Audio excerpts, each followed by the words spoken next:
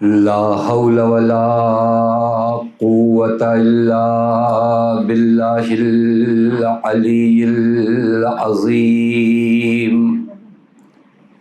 أعوذ بالله من الشيطان اللعين الرجيم.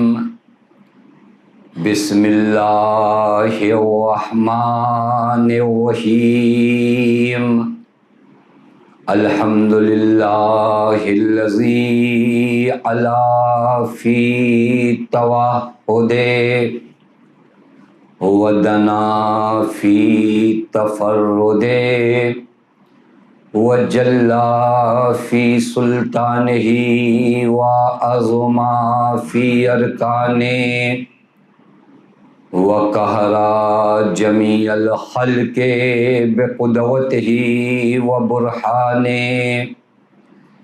ثم الصلاة والسلام على أشرف الأنبياء والمرسلين حبیب الہ العالمین مولا و مولا الثقلین جد الحسن والحسین مولانا ابی القاسم محمد اللهم صل على محمد وآل محمد وعلى اہل بیتہ الطیبین الطاہرین المعصومین المظلومین المنتجبین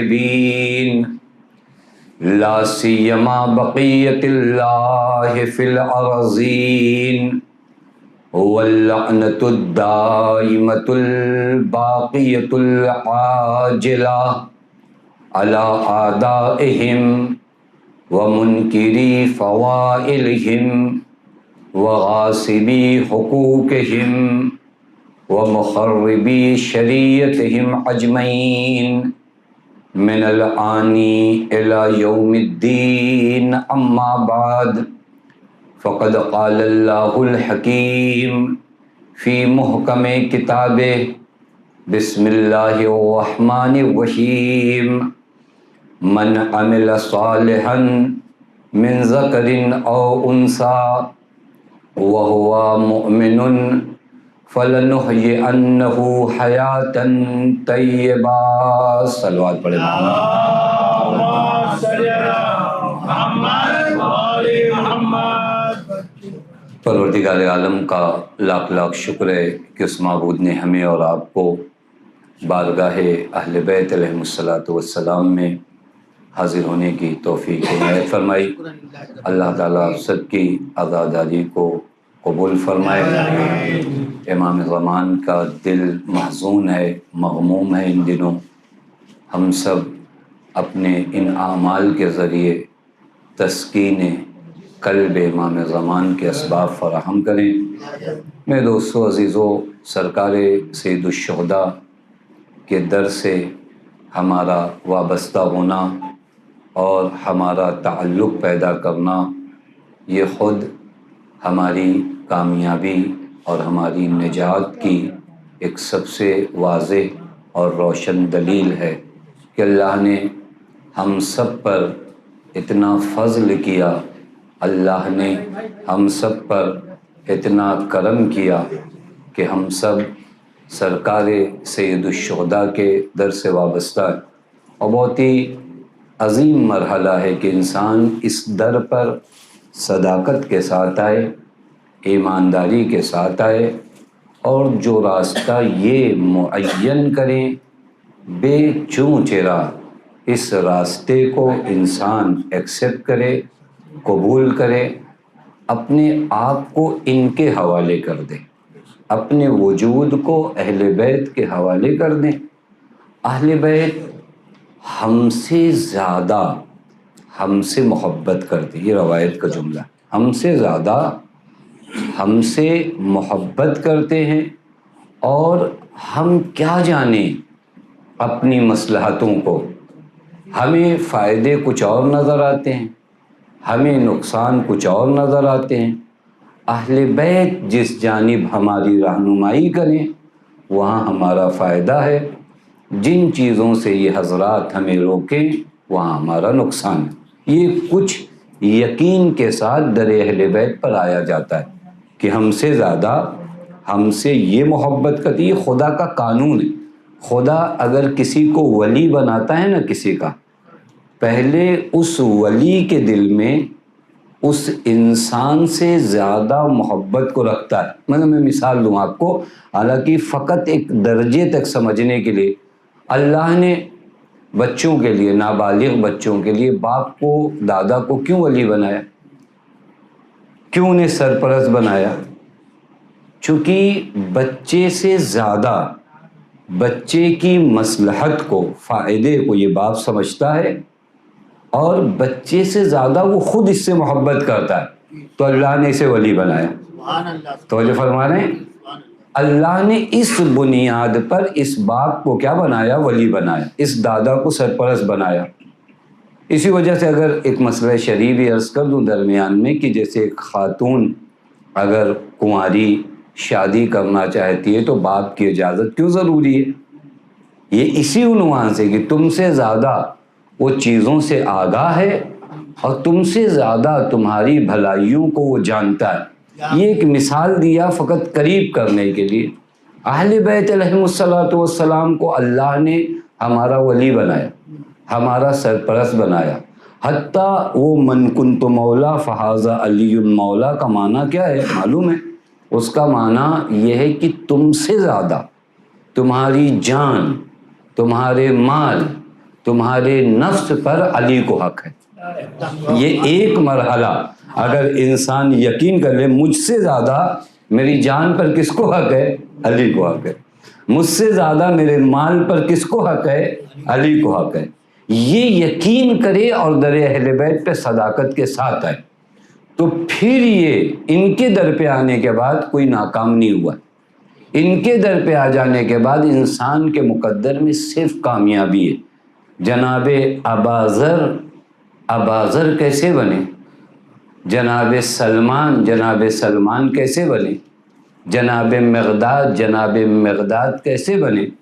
چونکہ سلمان کو معلوم ہے کہ میری زندگی میں جو فیصلے علی کریں گے وہی مجھے ایمان کے اس بلند درجے تک پہنچا سکتے ہیں۔ یہ یقین کر لے انسان در اہل بیت پر آ کر، تو سعادت کے راستے، جو موضوع سخن ہے آپ کی خدمت میں کہ کامیاب اور ناکام، سعید اور شقی، سعادت اور شقاوت، یہ زندگی کے دو اہم عنوان ہیں۔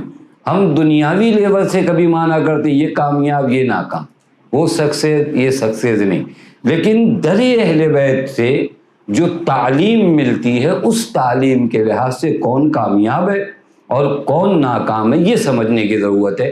اسی بنیاد پر اس عشرے کا موضوع سعادت اور شقاوت رکھا گیا کہ ہم سمجھ سکیں کہ یہ دنیا جو امتحان گاہ ہے، ہر امتحان میں کچھ لوگ پاس ہوتے ہیں، کچھ امتحان میں ناکام ہوتے ہیں۔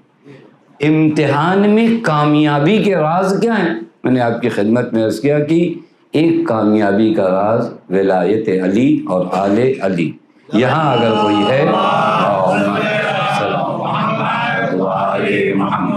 آج جو آپ کی خدمت میں عرض کرنا چاہوں بہت اہم موضوع جو کامیابی کا راز ہے، اور اس کامیابی کے راز کو ہم سمجھیں۔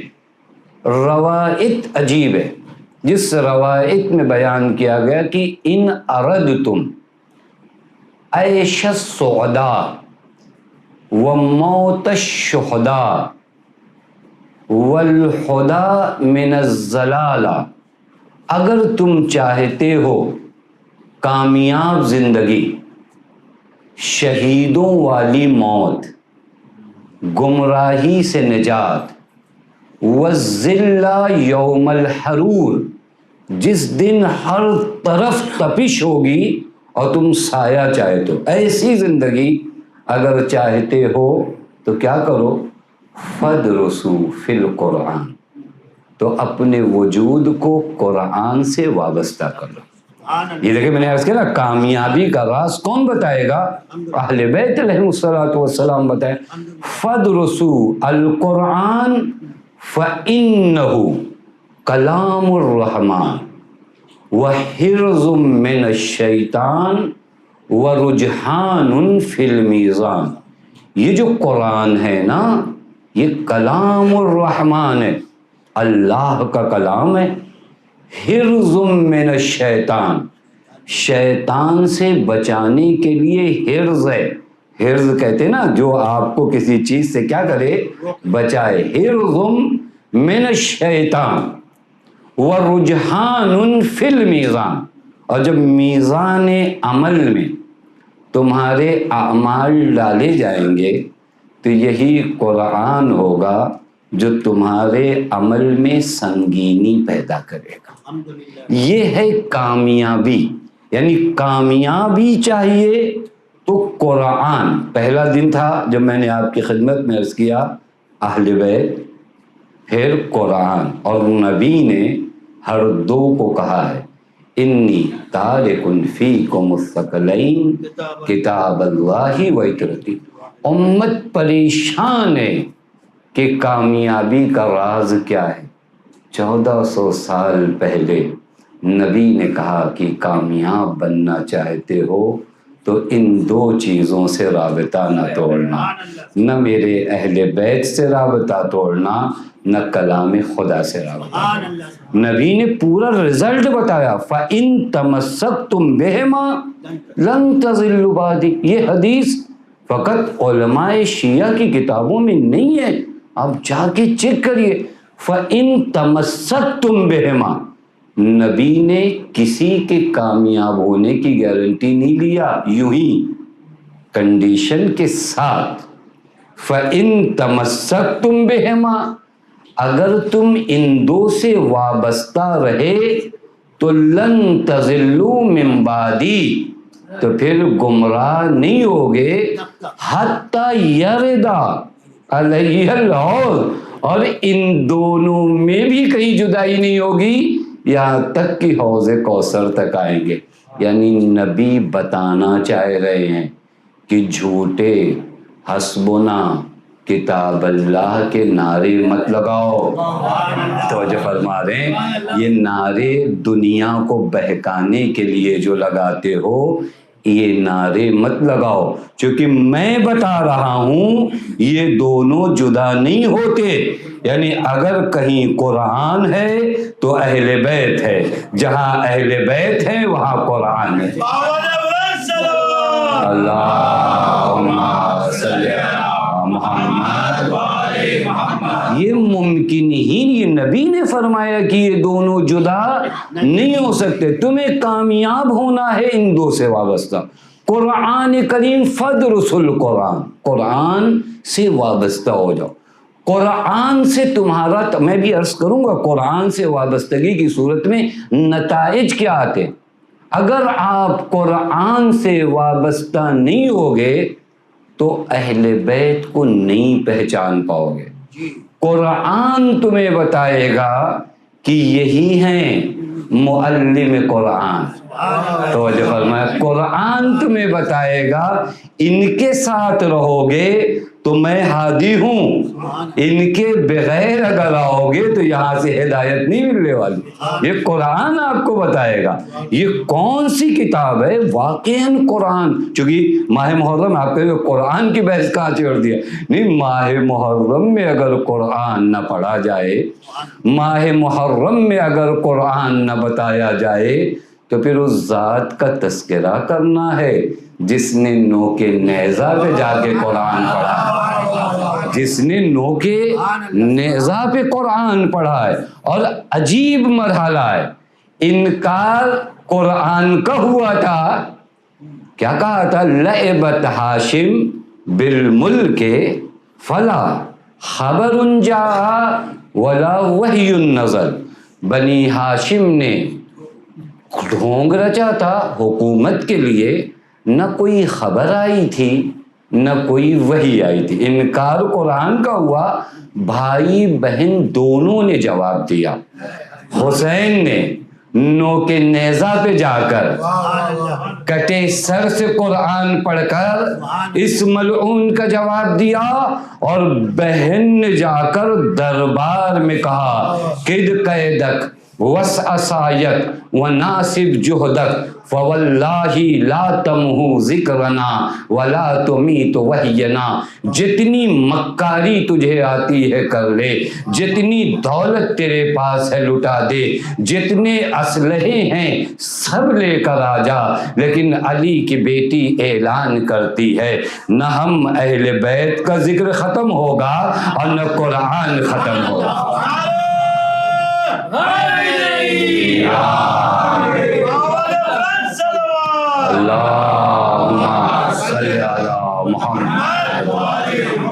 और आज दुनिया जब आपसे पूछे ना कि करबला में कौन जीता, पूछते जीता कौन, इनको तरीका ये जीत का लगता है कि जो सर कट जाए वो हार गया, जो सर काट दे वो जीत गया। करबला ने इनकी आंखों से पर्दे हटाए।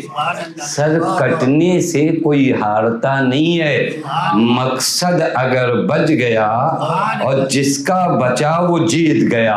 हमें बता दो कि जिक्र अहले बैत और कुरान दोनों बाकी हैं या नहीं है।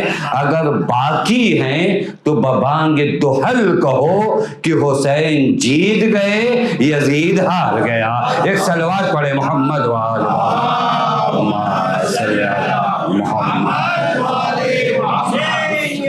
जिंदाबाद जिंदाबाद मुर्दाबाद मुर्दाबाद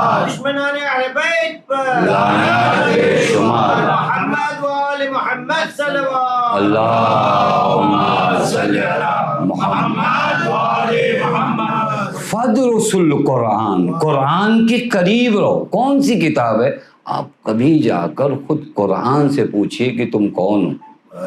कुरान कहता है या अय्युहन्नास कद जाअतकुम मौइज़तुन मिन रब्बिकुम व शिफाउन लिमा फिस सुदूर व हुदन व रहमतन लिल मुमिनीन। अच्छा आयत है, मैं कौन हूँ मैं बताऊँ? कुरान कहता है ये मौइज़ा है, यानी वाज किसे कहते मालूम है? जो अपनी तरफ लोगों को खींचे। वाज का अगर लुग़वी माना किया जाए ना, जो लोगों को अपनी तरफ क्या करे? खींचे। बस ये है कि जिसे खींच रहा है उसके वजूद में नूर हो तो खिंचाएगा। बात नहीं आते तो जो फरमा रहे हैं, यानी आपके अंदर वो कशिश होना, ये आसान मिसाल है। अगर आप किसी एक मैग्नेट के जरिए किसी को खींचिए तो हर कोई नहीं आता, प्लास्टिक नहीं आती, तो जो फरमा रहे हैं नहीं, हर कोई तो नहीं आता। आप ये नहीं कह सकते ये खराब है, का नहीं, ये तो एकदम परफेक्ट है।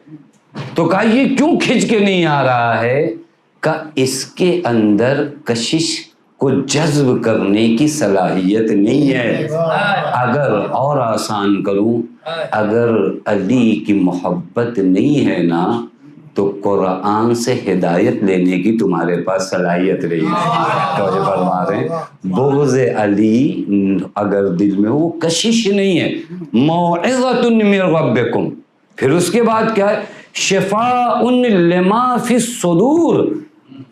कहाँ भागते हो शिफा के लिए? किनके पास जाते हो?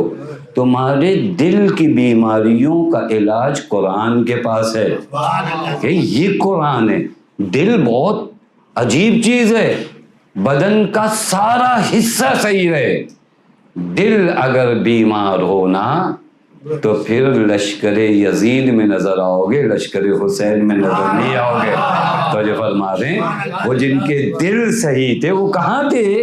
हुसैन की तरफ थे। उन्हें ना प्यास हुसैन से दूर कर पाई, न भूख हुसैन से दूर कर पाई, न तलवारों नेज़े दूर कर पाए, और जिनके दिल बीमार थे वो किसी भी तरह आ नहीं पाए। शिफ़ाउन लिमा फिस्सुदूर।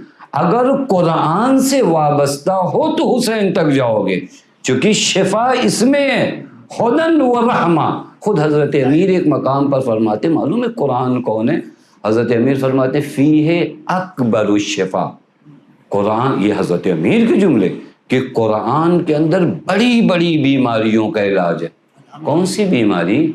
الغی والکفر والنفاق والزلال. فرماتے ہیں مولا کہ قرآن کے اندر بیماری گمراہی کا علاج ہے، گمراہی انحراف کا علاج ہے، نہیں گمراہی نفاق کا علاج ہے. یہ قرآن سے علاج کرواؤ. یہ کتاب ہے، یہ کتاب، یہ اتنی عظیم کتاب ہے. واقعی میں آپ کی خدمت میں محرم میں عمدن عرض کر رہا ہوں کہ آپ تھوڑا سے غور کریے کہ ہم قرآن سے جتنا قریب ہوں گے اہل بیت کی معرفت اتنا زیادہ ہمارے دلوں میں معجزن ہوگی. چونکہ قرآن کو جب آپ پڑھیں گے تو قرآن قصیدہ اہل بیت نظر آئے گا. آپ قرآن پڑھیے تو کبھی، آپ قرآن کا نعرہ مت بلند کریے، آپ قرآن کے قریب آئیے تو پھر آپ آیتوں کا معنی نہیں کر پاؤ گے جب تک علی کا تذکرہ نہیں کر لو گے.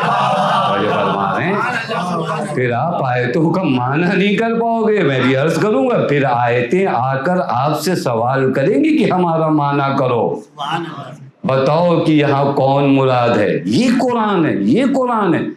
امام زین العابدین علیہ الصلوۃ والسلام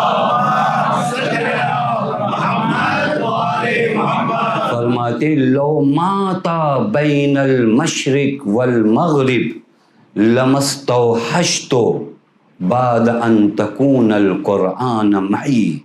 حضرت فرماتے ہیں اگر دنیا میں سب ختم ہو جائے، کوئی زندہ نہ رہے، مغرب سے مشرق تک کوئی نہ رہے، لمستوحشت، تو مجھے وحشت نہیں ہونے والی. کب؟ جب قرآن میرے ہمراہ ہے. اگر قرآن، وحشت کب ہوتی ہے؟ جب آپ کا کوئی نہ ہو نا. لیکن جب قرآن میں خالق باتیں کرے گا تو وحشت کیسی؟ یہی تو کلام الرحمن کی خاصیت یہی ہے نا. لمستوحشت، مجھے وحشت نہیں ہوگی، مجھے تنہائی کا احساس نہیں ہوگا. بعد ان تکون القرآن معی، جب قرآن میرے ہمراہ. یہ وہ عظیم کتاب ہے. واقعاً آپ غور کریے کہ اس کتاب کے ہمیں کتنا قریب جانا ہے، اس کتاب کو کتنی قریب سے سمجھنا ہے. اور قرآن، آپ یاد رکھیے گا اس میری بات کو، قرآن کا انکار ہی اس لیے کیا گیا تھا شام سے کہ لوگوں کو علی سے دور کر دیا جائے. چونکہ ان لوگوں نے سارے حربے 70,000 ممبر کوئی تعداد میں معمولی نہیں ہوتے. انہوں نے دیکھا ایک مدت سے 70,000 ممبروں سے ہم اس ذات کی شان میں گستاخی کرا رہے ہیں، لیکن اس کے باوجود کبھی میثم تو کبھی حجر ابن عدی اپنی جانیں دینے کو تیار ہے. تو پھر سمجھ میں آیا کہ نہیں، علی کا ذکر روک نہیں سکتے جب تک قرآن رہے گا. یہ نعرہ یوں نہیں بلند ہوا تھا، آپ سمجھیے گا. میں اگر ان 3 حصوں کی پلاننگ کو ذکر کروں نا، ایک حسبنا کتاب اللہ، یہ بھی ایک پلاننگ کا حصہ تھا اہل بیت سے دور کرنے کا. چونکہ انہیں پتا ہے کہ ان کے ذریعے ہی سمجھ میں آئے گا، ان کے بغیر سمجھ میں نہیں آئے گا. لہذا قرآن پر ظلم ہوا حسبنا کتاب اللہ کہہ کر. اہل بیت پہ نہیں، وہ تو بعد میں، خود قرآن پر ظلم ہوا حسبنا کتاب اللہ کہہ کر. اگر یہ لفظ حسبنا کتاب اللہ نہ کہا گیا ہوتا تو مجال نہیں تھی کہ شام سے آواز آتی فلا خبر جاء ولا وحی نزل. مطلب سمجھیے گا، یہ آواز آج جو اٹھی ہے، پورے قرآن کا انکار جو کیا گیا وہ اس آواز کے تحت کیا گیا. اور پھر اس کے بعد جب اس مرحلے پہ پہنچے تو پھر انہیں لگا کہ نہیں یہ قرآن جب تک ہے ہم علی کا ذکر ختم نہیں کر سکتے. لہٰذا آپ کبھی تاریخ اٹھا کر دیکھیے کہ جب اس شخص نے سب کو بتا دیا کہ علی کی مدح کرنا ممنوع ہے، علی کی مذمت کرو۔ تاریخ میں ملتا ہے کہ جب یہ مدینے آیا، اس نے ابن عباس کو بلایا کہ تمہارے بارے میں سنا گیا ہے کہ تم اب بھی علی کی مدح کرتے ہو، تمہارے بارے میں سنا گیا ہے کہ تم اب بھی علی کی مدح کرتے ہو، تمہیں پتہ نہیں ہے ہماری حکومت میں ذکر علی بند ہے۔ ابن عباس نے کہا کس نے تم سے کہا میں مدح علی کرتا ہوں؟ میں تو قرآن پڑھتا ہوں مدح علی ہوتی جاتی ہے، میں قرآن پڑھتا ہوں مدح علی ہوتی ہے، میں کب مدح علی کرتا ہوں؟ میں تفسیریں بیان کرتا ہوں۔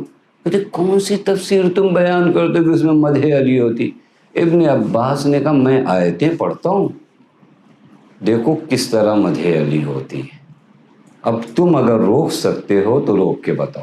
پھر ابن عباس نے کئی آیتیں پڑھی، کہا یہ آیت مطلب مجھے ابن عباس نے بہت کرنی، کہا میں چونکہ آیتیں جب پڑھوں گا تو تفسیر بتاؤں گا، اور تفسیر یہ درہم و دینار کے زور پہ تو بتاؤں گا نہیں، تفسیر وہی بتاؤں گا جو حق ہوگی، کیونکہ نبی نے فرمایا ہے کہ جو تفسیر اپنی مرضی سے کرے اس کا جہنم میں ٹھکانہ ہے۔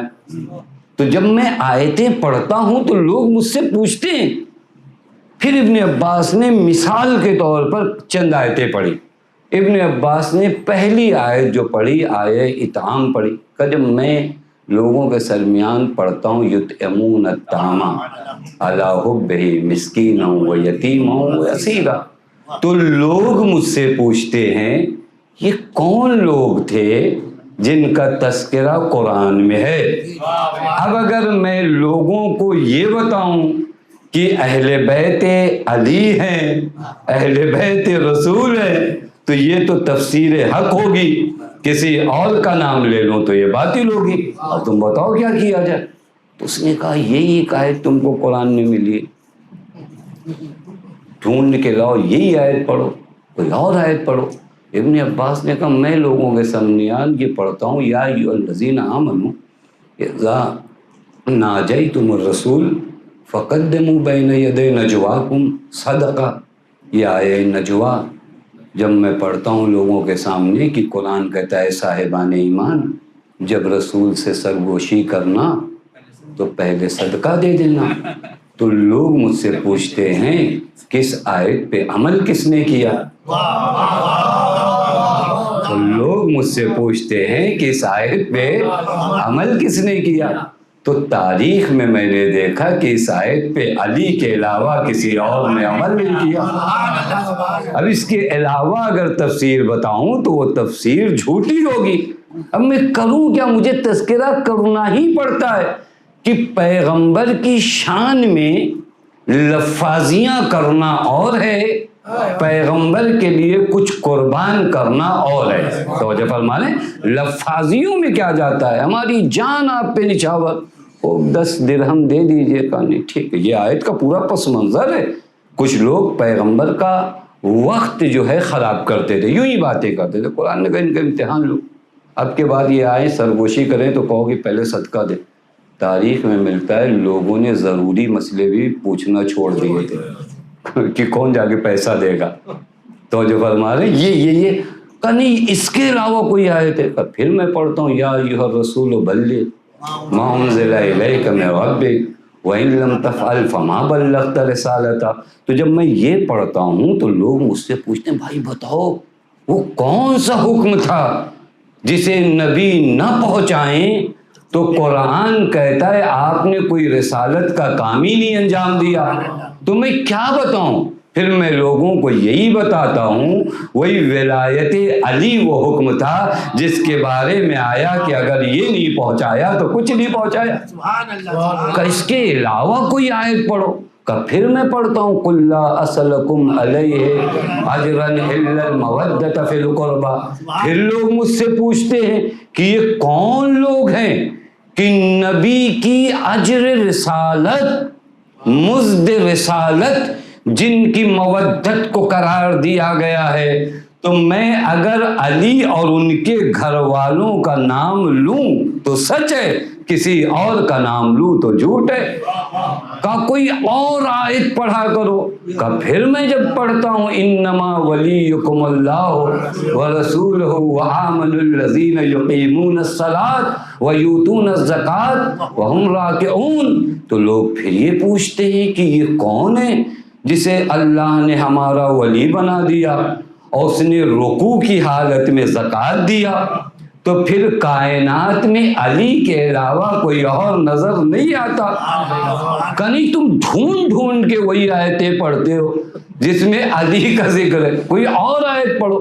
کب میں پھر آئے مباہلہ پڑھتا ہوں، فمن حاجک فیہ من بعد ما جاءک من العلم فقل تعالوا ندعو ابناءنا وابناءکم ونساءنا ونساءکم وانفسنا وانفسکم۔ تو لوگ مجھ سے پوچھتے ہیں یہ نفس رسول کون ہے؟ تو پھر مجھے علی کا نام لینا پڑتا ہے۔ تو جو فرما رہے ہیں اسی طرح ابن عباس آیتیں پڑھتے گئے یہاں تک کہ آیہ انذار پر آئے کہ آیہ انذار کہتی ہے انما انت منذر ولکل قوم ہاد، کہ رسول آپ منذر ہیں اور ہر قوم کے لیے ہادی ہے۔ تو لوگ مجھ سے پوچھتے منذر تو رسول ہیں، ہادی کون ہے؟ تو جب میں نام لیتا ہوں تو یہ علی کا نام آ جاتا ہے۔ مطلب سمجھ رہے ہیں یہ ہے قرآن۔ فَدْرِسُوا فِي الْقُرْآنِ، فَدْرِسُوا، اگر آپ ایمانداری سے قرآن کی بارگاہ میں جاؤ گے تو قرآن میں ایک ایک مقام پر آپ کو اہل بیت نبی کا ذکر و تذکرہ ملے گا۔ یہ قرآن ہے، یہ قرآن ہے جو عیش السعداء، جو آپ کی زندگی کو کیا بنا دے گا؟ کامیاب بنا دے گا۔ موت الشہداء، جو آپ کے مقدر میں شہادت لے دے گا۔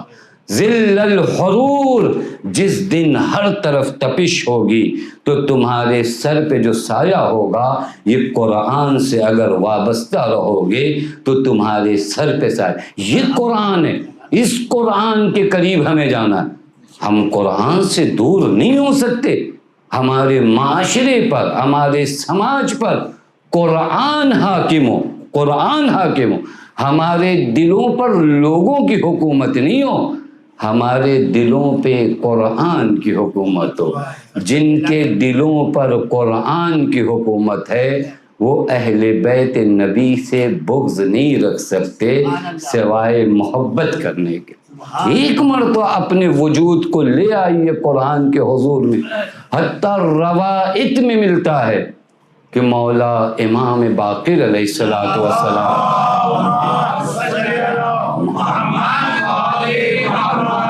اپنے شیعوں کے بارے میں فرماتے ہیں وَعْلَمْ بِأَنَّكَ لَا تَكُونَ لَنَا وَلِيًّا حَتَّى لَوْ اجْتَمَعَ عَلَيْكَ أَهْلُ مِصْرٍ وَقَالُوا إِنَّكَ رَجُلٌ سُوءٌ فَلَا يَحْزُنكَ ذَلِكَ وَقَالُوا إِنَّكَ رَجُلٌ صَالِحٌ فَلَا يَسُرُّكَ ذَلِكَ۔ عجب ہے، قرآن کے قریب جائے۔ مولا فرماتے ہمارا کوئی چاہنے والا ہو ہی نہیں سکتا یہاں تک کہ پوری دنیا، پورا شہر اس کے حق میں آ کر کہے کہ یہ آدمی اچھا ہے تو وہ خوش نہیں ہوتا، اور پوری دنیا کہے کہ یہ آدمی برا ہے وہ ناراض نہیں ہوتا۔ ہمارے چاہنے والے کو لوگوں کی افواہوں پہ نہیں جیتا کہ سب مل کر کہیں ٹھیک ہے تو یہ سمجھنے لگے کہ ہاں میں تو ٹھیک ہوں، سب مل کر کہنے لگیں کہ یہ خراب ہے تو سمجھنے لگے عجب میں تو خراب آدمی ہوں۔ مولا فرماتے ہیں علی کے چاہنے والے وہ ہوتے ہیں جو نہ لوگوں کی مدح سے مسرور ہوتے ہیں اور نہ لوگوں کی مذمت سے ناراض ہوتے ہیں۔ عجب مرحلہ ہے، یہ قرآن کو تھوڑا سمجھیے گا۔ یہ وہ لوگ نہیں ہیں قالوا اہل مصرک انک رجل سوء، پورا شہر، یہاں دو تین لوگ اگر ہم کو کہہ دے تو ہم کام ہاتھ پہ ٹھنڈے ہو جاتے، سارا نیک کام چھوڑ دیا، نہیں اب تو ہم سے مطلب نہیں، کیا فائدہ ہوا، انہوں نے کہا ہم ہٹ گئے۔ مولا فرماتے نہیں یہ تو پھر نہیں، ثابت قدم نہیں ہوا۔ پہاڑ اپنی جگہ سے تھوڑی نہیں ہلتے ہیں، تنکے پانی سے ادھر ادھر منہ مارتے ہیں، پہاڑ طوفانوں سے ٹکرا کے اپنی جگہ پہ کھڑے ہوتے ہیں۔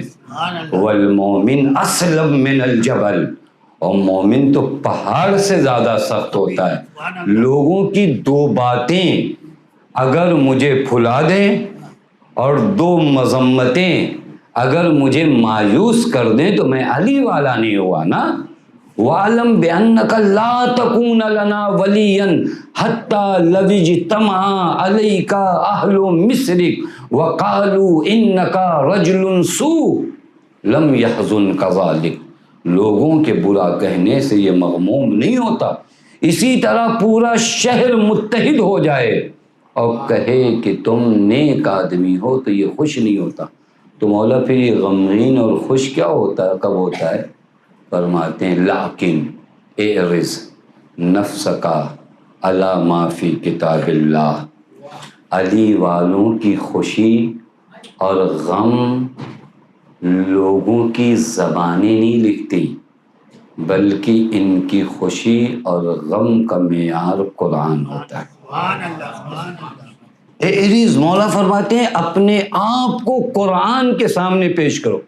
ہمارا پرابلم یہ ہے کہ ہم اپنے آپ کو لوگوں کے سامنے پیش کرتے، انہی کے طریقے سے جینا چاہتے ہیں۔ کیا سوسائٹی کیا کہے گی، لوگ کیا کہیں گے؟ ہم کو پتہ ہے قرآن نے منع کیا، ہم کو پتہ ہے اہل بیت نے منع کیا، کیونکہ ہم اپنے آپ کی زندگی کا معیار سماج کو رکھتے۔ جب ہم زندگی کا معیار لوگوں پہ رکھیں گے تو یہ لوگ تو بدلتے رہتے، یہ لوگ تو معصوم نہیں ہیں، یہ لوگ تو خطا ہیں، ویلوز روزانہ بدلتی نہیں ہیں۔ ایک زمانے میں حیا لوگوں کے درمیان ویلوز میں تھی، آج حیا کہے تو کہے بیوقوف ہے، لوگوں کے یہاں بدل گئی۔ نامحرم سے بات کرنا معیوب مانا جاتا تھا بغیر ضرورت کے، آج اس کا شمار اسمارٹنس میں ہوتا ہے کہ کیا کہیں، بہت ترقی یافتہ لوگ ہیں ہم لوگ۔ توجہ کر رہے ہیں، یہ لوگ ہیں، یہ لوگ ہیں، توجہ فرما رہے ہیں۔ پہلے ایک گھر کی اپنی ایک ویلوز ہوتی تھی، آج اگر کوئی بڑے کا جواب دے دے تو کہتے نہیں اس لڑکے میں کچھ بننے کی صلاحیت ہے، نہیں بگڑ چکا ہے، ابھی آپ اس کو بنا رہے ہیں۔ جس کو اپنے گھر میں اپنے باپ کا احترام نہیں آئے، کچھ کر گزرے گا میرا لڑکا، کچھ نہیں کر گزرے گا، یہ پورے عالم کو خراب کر کے چلا جائے گا۔ دیکھیں یہ لوگ ہیں، یہ لوگ ہیں، یہ بدلتے رہتے، ان کے ساتھ چلیں گے آپ، ان کے ہمراہ چلیں گے آپ، ان کے ہاں اگر جو پیسے والا ہے تو اس کا اپنا ایک اسٹیٹس ہے، غریب بیچارے کا اپنا وہ ہے، پیسے والوں کو یہاں عزت کی نگاہ سے دیکھتے، غریب اگر کوئی آ جائے تو کہاں سے آ گئے، یہ چلیں گے، یہ چلیں گے۔ قرآن کہتا نہیں ان اکرمکم عند اللہ اتقاکم، پیسہ اور پیسہ نہیں ہونا کیا ہوتا ہے، دنیا تو اللہ معلوم ہے، اس کو بھی دیتا ہے جس سے محبت کرتا ہے، اس کو بھی دیتا ہے جس کو دشمنی کرتا ہے۔ ایک چیز ہے جو اللہ ہر کسی کو نہیں دیتا، وہ محبت اہل بیت ہے۔ یہ روایت ہے، یہ روایت ہے، یہ ہر کسی کو نہیں ملتی، یہ اہل صفوہ، یہ منتخب لوگوں کو ملتی ہے نا، یہ منتخب لوگ، دنیا تو سب کے پاس ہے، ان کے پاس ہے، ان کے پاس ہے، چور کے پاس بھی ہے، نمازی کے پاس بھی، ڈاکو کے پاس بھی دنیا کا مال ہے، ایک مومن کے پاس بھی دنیا ہے، لیکن یہ جو ویلوز ہیں یہ تو حضرت کیا کریں ہم کہ تم ادھر ادھر کیوں جا رہے ہو؟ ایریز اپنے آپ کو لے جا کر قرآن کے سامنے کھڑا کرو۔ تمہیں اپنی زندگی کا اگر چیک کرنا ہے نا، میں ابھی صحیح جا رہا ہوں، رانگ جا رہا ہوں یا صحیح وے پہ جا رہا ہوں، کہاں سے پتہ چلے؟ کہتے ہیں ایریز علی ما فی کتاب اللہ، اپنے آپ کو کتاب خدا کے سامنے پیش کرو۔ ان کنتا سالکا سبیلہ وزاہدا فی تزہیدہ وراغبا فی ترغیبہ وخائفا من تخویفہ۔ حضرت فرماتے ہیں اپنے آپ کو قرآن کے سامنے پیش کرو، اگر وہی راستہ چل رہے ہو جو قرآن نے بتایا، ان چیزوں سے دور ہو جن سے قرآن نے دور رکھا ہے، ان چیزوں سے نزدیک ہو جن کی جانب قرآن نے نزدیک کیا ہے۔ توجہ کر رہے ہیں؟ اگر یہ کوالٹیز ہیں تمہارے اندر کہ جہاں قرآن بھیج رہا ہے وہاں جا رہے ہو، جہاں سے قرآن نے منع کیا ہے وہاں تمہارے قدم رکے ہوئے۔ خائفاً من تخفیفہ، جن چیزوں سے قرآن نے ڈرایا ہے ان سے تمہیں ڈر لگ رہا ہے۔ قرآن نے کہا کہ نہیں، یتیم کا مال مت کھانا، یہ آگ ہے تمہارے لیے، تمہیں یہ دنیا کی آگ سے تو بڑا ڈر لگتا ہے۔ بیٹا اگر آگ کی طرف چلا جائے تو فوراً کھینچ کر پکڑ لیتے ہو کہ میرا بیٹا جل جائے گا، لیکن جب وہ مال حرام کی طرف جاتا ہے تو اسے پکڑ کے کھینچتے نہیں کہ یہاں بدن نہیں یہاں ایمان جل جائے گا۔ ڈر ہے یا نہیں ہے تمہارے وجود میں؟ خائفاً من تخفیفہ، جن چیزوں سے قرآن نے ڈرایا ہے ان چیزوں سے ڈرو۔ جن چیزوں کی جانب قرآن نے کن چیزوں سے ڈرایا؟ قرآن نے کہا یتیم کو نہ جھڑکو، یہی تو ڈرایا ہے نا۔ قرآن نے کن چیزوں سے ڈرایا؟ کہا ماں باپ کی بے احترامی نہ کرو، یہی سے وجہ ہے نا۔ قرآن نے کیا کہا؟ کسی پہ ظلم مت کرو۔ قرآن نے کیا؟ قرآن یہی چیزوں سے آپ کو روک رہا ہے، اس سے رکے ہو۔ قرآن کہہ رہا ہے لوگوں کے ساتھ انفاق کرو، لوگوں کے ساتھ اچھے سے پیش آؤ، لوگوں کے محبت سے پیش آؤ، ماں باپ کا خیال رکھو، نماز پڑھو، روزہ رکھو، زکوٰۃ۔ یہ قرآن، ہم اپنی زندگی کو فیصلہ کریں نا۔ جہاں قرآن بھیج رہا ہے وہاں جا رہے ہیں، جہاں قرآن روک رہا ہے وہاں رکے ہیں۔ تو پھر مولا فرماتے ہیں فکر مت کرو ما تقول فیک، تمہارے بارے میں لوگ کیا کہہ رہے ہیں۔ اگر تم اس وے پہ جا رہے ہو جہاں قرآن لے جا رہا ہے اور ان چیزوں سے اپنے آپ کو بچائے ہو جن سے قرآن نے روکا ہے، تو پھر ما تقول فیک لا یضرک، پھر گھبرانے کی ضرورت نہیں کہ لوگ تمہارے بارے میں کیا کہیں گے، کیونکہ تم جس راستے پہ جا رہے ہو نا وہاں خدا ساتھ ہے۔ اور پھر جب حسین کا ماتم کرتے ہو تو تمہیں یہ پتہ ہونا چاہیے کہ حسین نے فرمایا میرے اللہ اس نے کیا پایا جس نے تجھے کھو لیا، اور اس نے کیا کھویا جس نے تجھے پا لیا۔ سب سے بڑی دولت تو ہے، میں پوری دنیا پا جاؤں لیکن اگر خدا میرے ساتھ نہ ہو میں مجھ سے بڑا فقیر کوئی نہیں، اور اگر پوری دنیا میرے ساتھ نہیں ہے اور میں خدا کو پا جاؤں تو مجھ سے بڑا امیر کوئی نہیں ہے۔ امیری اور غربت کا معنی صحیح کرو۔ غریب وہ نہیں ہے کہ جس کے پاس فقط کھانے کو پیسہ نہیں ہے، غریب وہ ہے جس کے پاس خدا نہیں ہے۔ کربلا کا یہی پیغام ہے، خدا ہے پھر فکر مت کرو، فکر مت کرو۔ مولا سے کسی نے پوچھا مولا دنیا میں سب سے نیک آدمی کون ہے اور سب سے بڑی کامیابی کیا ہے؟ تو حضرت نے فرمایا کہ اللہ کو راضی کرو، پوری دنیا ناراض ہو جاتی فرق نہیں پڑتا، کیونکہ اگر اللہ راضی نا کفاہ اللہ امور الناس، تو اللہ تمہارے لیے کافی ہے۔ لیکن اگر اللہ نہ ہونا تو پوری دنیا مل کے تمہارے لیے کافی نہیں ہے۔ اور آسان کروں، سب ایک طرف تھے کربلا میں، وہ پورا ہزاروں کا لشکر اس ملعون کو بچانے کے لیے کافی نہیں ہوا۔ خدا حسین کے ساتھ تھا، 1400 سال سے حسین کا تذکرہ ہوا تھا۔ وہ سب درہم دینار دولت سپاہی لالچی سب ایک طرف چلے گئے، خدا کافی ہے نا، خدا کافی۔ بس فکر مت کرو کہ کون تمہارے ساتھ ہے، تم اگر قرآن کے ساتھ ہو۔ اور پھر حضرت فرماتے ہیں وَإِن كَانَ مُبَايِنًا لِلْقُرْآنِ، لیکن تمہارے اور قرآن میں اگر ڈفرینس ہے، فرق ہے، تم قرآن سے الگ ہو، فَمَاذَا الَّذِي يَغُرُّكَ نَفْسِكَ، پھر اپنے آپ کو دھوکے میں مت رکھو، پھر اپنے منہ جو ہے اپنی تعریف میں مت لگے رہو ہمارے جیسا کون ہے، نہیں ختم۔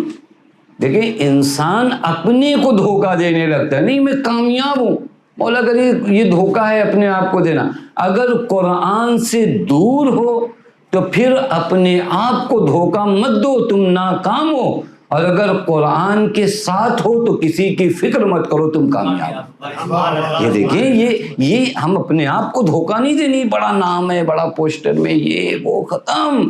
فَمَاذَا الَّذِي يَغُرُّكَ، کون سی چیز تمہیں مغرور، مغرور کا معنی ہمارے یہاں اینٹ کے چلنے والا کیا جاتا ہے، لیکن مغرور کا ایک معنی ہوتا ہے جو دھوکہ کھائے ہوئے آدمی. یہ مغرور کو مغرور بھی اسی لیے کہتے ہیں کیونکہ یہ دھوکہ کھائے. دھوکہ کیسے کھاتا ہے آدمی؟ یہ اپنے آپ کو بڑا سمجھتا ہے جبکہ ہوتا نہیں ہے.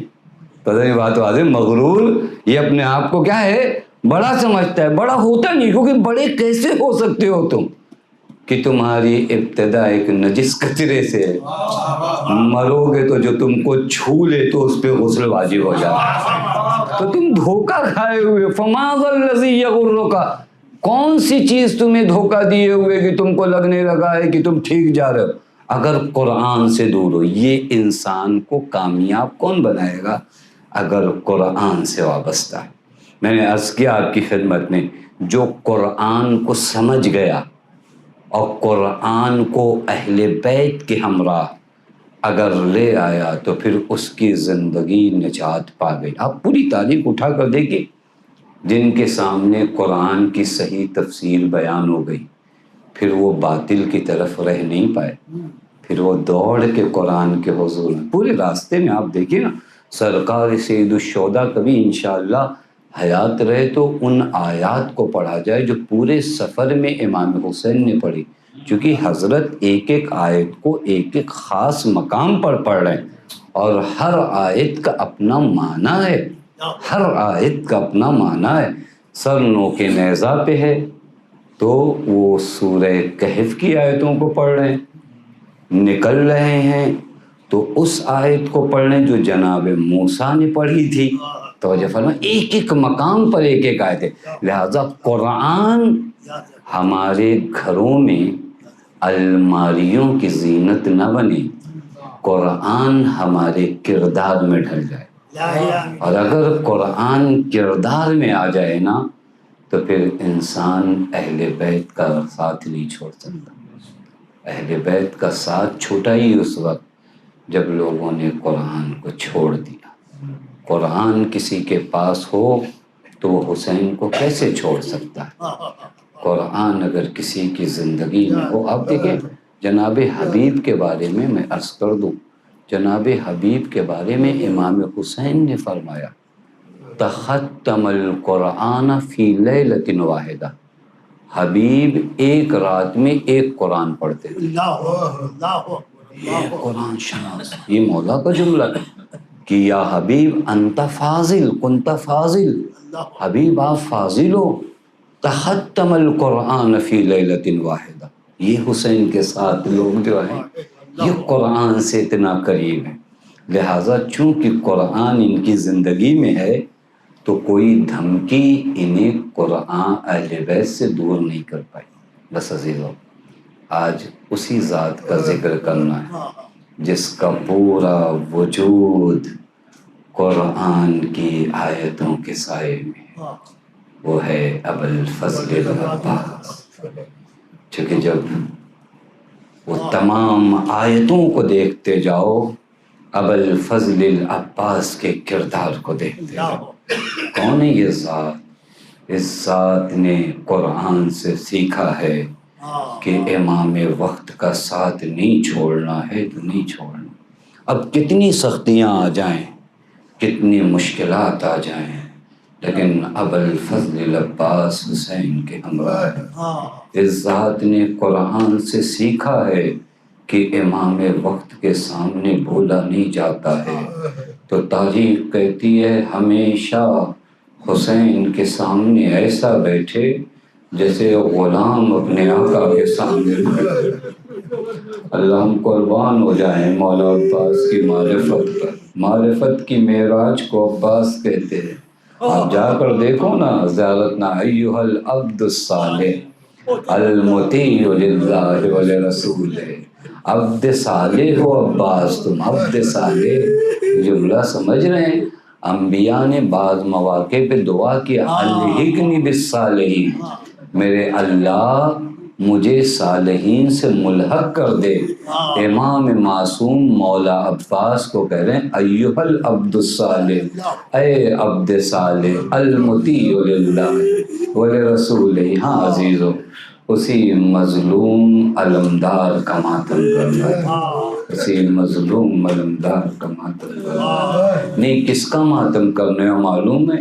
اس کا ماتم کرنے آئے ہو کہ جب تک وہ زندہ ہے زینب کی چادر سالی نہیں، وہ ذات جب تک موجود ہے کسی کی مجال نہیں ہے سکینہ کے رخساروں پہ تماچے مار وہی عباس ایک مرتبہ بارگاہ سرکار سید الشہداء میں پہنچ کر کہتے سیدی لقد ذاق صدری، مولا میرا سینہ پھٹنا چاہتا ہے۔ حسین ابن علی نے معلوم ہے کیا جواب دی؟ انت صاحب لوائی، میرے بھائی آپ جا رہے ہو، ارے آپ تو میرے لشکر کے علمدار ہو۔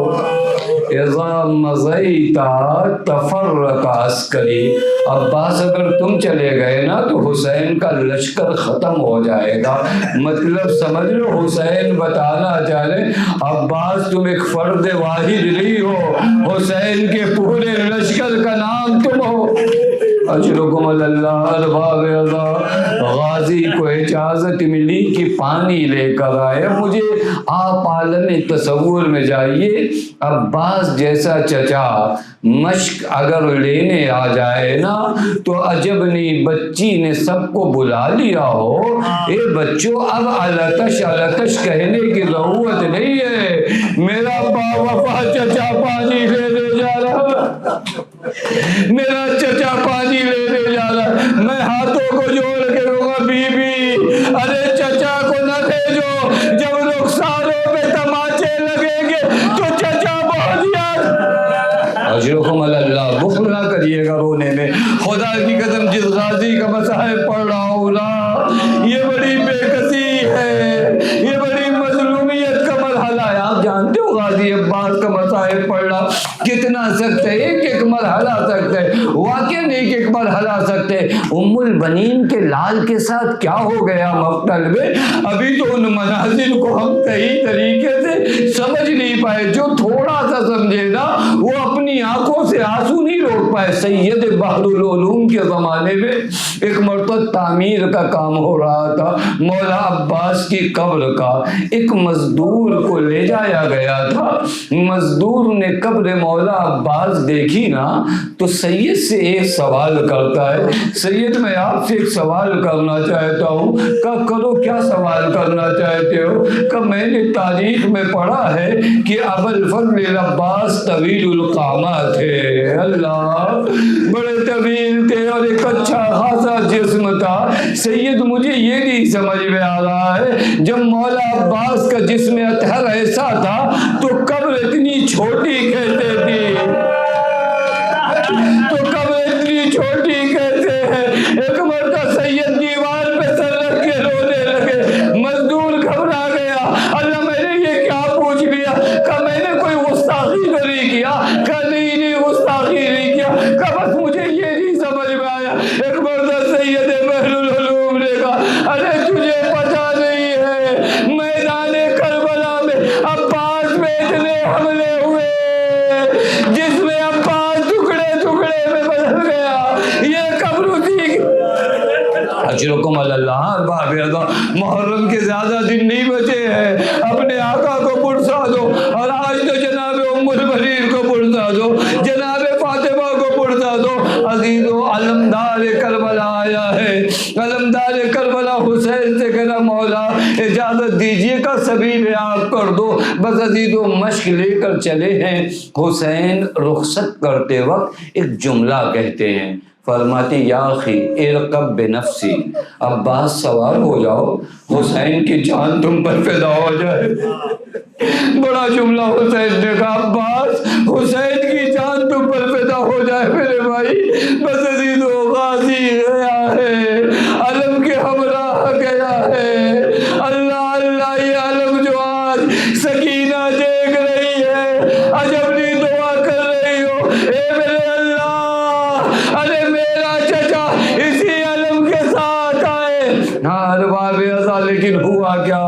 دریا میں پہنچے، مشق مشق بھری مشق لے کر چلے، بھاگی ہوئی فوج بزدلوں کی سمٹ آئی، 4000 تیر اندازوں نے تیروں سے حملہ کرنا شروع کیا، تیر پہ تیر چلتے رہے، تیروں کی بارش ہو رہی تھی، لیکن ان کے درمیان بڑی تیزی سے علی کا لال خیمہ حسین کی جانب بڑھتا جا رہا تھا، لیکن غضب ہو گیا اس وقت جب کسی ملعون نے ایک ضرب لگائی، ارے بازو قلم ہو گیا، پھر دوسری ضرب لگی، دوسرا بازو قلم ہو گیا، پھر ایک تیر آیا آنکھوں میں پیوست ہو گیا، ایک تیر آ کر مشق سکینہ میں لگا، ایک تیر آیا جو قلب عباس میں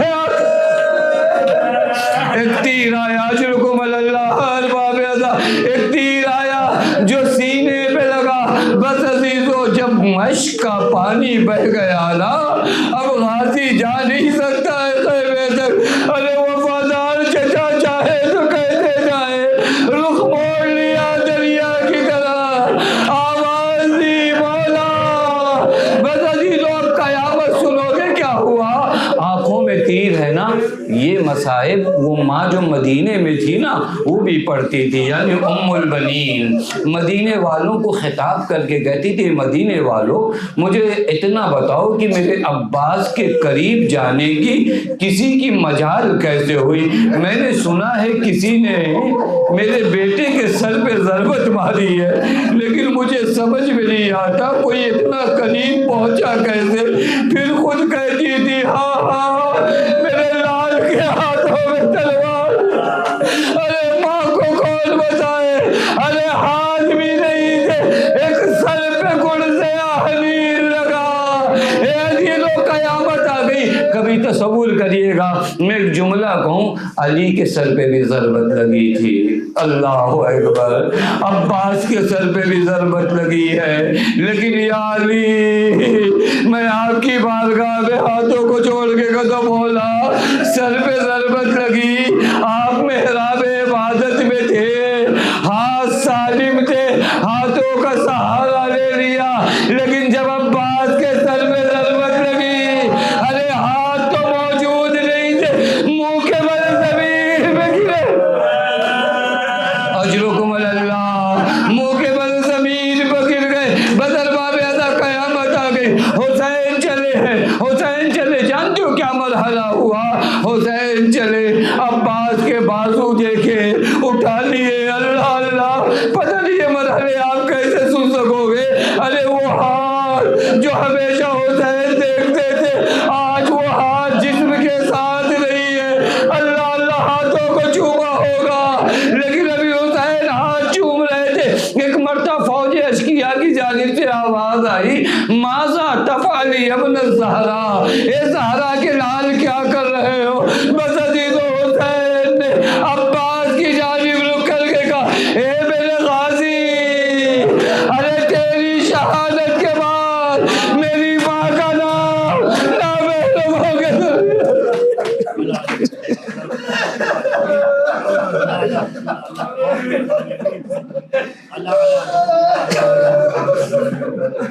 وَسَيَعْلَمُ الَّذِينَ ظَلَمُوا أَيَّ مُنْقَلِبٍ يَنْقَلِبُونَ إِنَّا لِلَّهِ وَإِنَّا إِلَيْهِ رَاجِعُونَ رضاً بِقَضَائِهِ وَتَسْلِيمًا لِعَلَيْهِ۔ بار الہ ہم سب سے اس مختصر سے عبادت کو قبول فرمائے۔